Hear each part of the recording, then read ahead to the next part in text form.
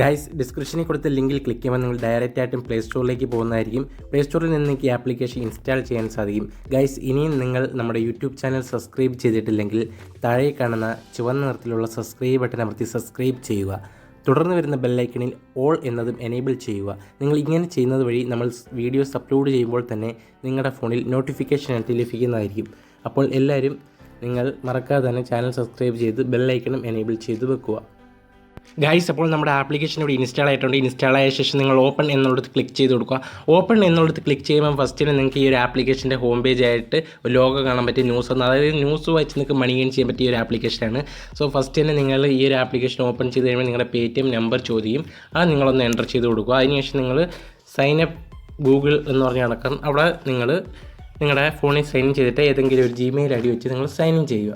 Guys, അപ്പോൾ നിങ്ങൾ paytm നമ്പരും നിങ്ങളുടെ ജിമെയിൽ ഐ ഡിയും കൊടുത്ത ശേഷം നിങ്ങൾ ഇങ്ങനെ ഒരു ഇൻ്റർഫേസിലേക്കായിരിക്കും വരുന്നത്. ഇവിടെ നിങ്ങൾക്ക് ധാരാളമായി മണി ഏൺ ചെയ്യാൻ പറ്റും. എങ്ങനെയാണ് മണി ഏൺ ചെയ്യുന്നത് വെച്ചാൽ നിങ്ങൾക്ക് ഫസ്റ്റ് തന്നെ കുറേ ന്യൂസുകൾ കാണാൻ പറ്റും. ഫസ്റ്റ് തന്നെ ഹെൽത്ത്, ടെക്ക്, സയൻസ്, ബിസിനസ് എന്ന് പറയും. അപ്പോൾ നിങ്ങൾ ഈ ഓരോ ആർട്സ് കാണുന്നത് വഴി നിങ്ങൾക്ക് 2 സെക്കൻഡ് 3 സെക്കൻഡ് കഴിയുമ്പോഴത്തേക്ക് ജസ്റ്റ് ഒരു ആർട്സ് വരും.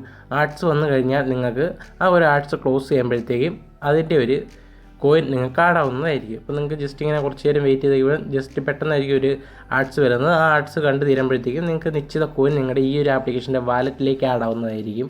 അതേപോലെ തന്നെ നിങ്ങൾക്ക് മണി ഏൺ ചെയ്തുകൊണ്ടിരിക്കാം. അതിനുശേഷം നിങ്ങൾക്ക് സെക്കൻഡായിട്ട് ഒരു ബോക്സ്, അതായത് നിങ്ങൾക്ക് നിങ്ങളുടെ ഫ്രണ്ട്സിനെ റെഫർ ചെയ്ത് മണി ഏൺ ചെയ്യാൻ പറ്റുന്നത്. അപ്പോൾ അതൊക്കെ ഇപ്പോൾ കാണാൻ സാധിക്കും ജസ്റ്റ് ആർട്സ് വരുന്നത്.